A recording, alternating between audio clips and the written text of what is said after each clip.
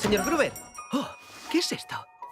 Ah, eso es Londres. ¡Qué maravilla!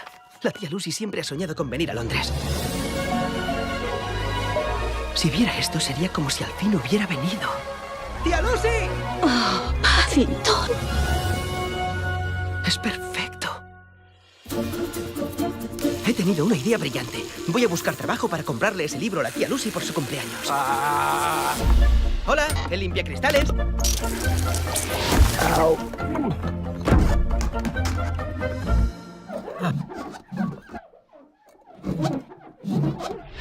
¿Estás seguro de que estás preparado para el mundo laboral, Paddington?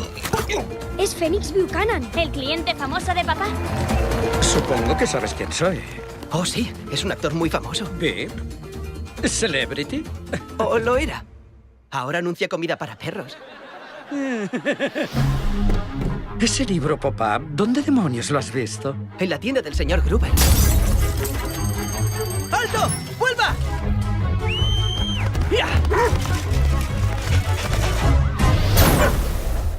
¡Alto, quieto ahí! Yo no soy el ladrón.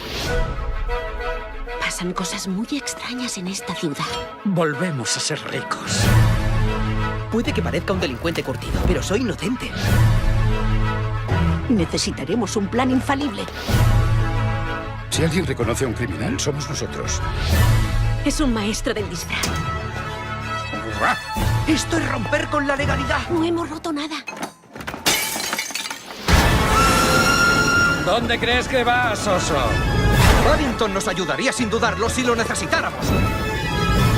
Busca lo mejor de todos nosotros.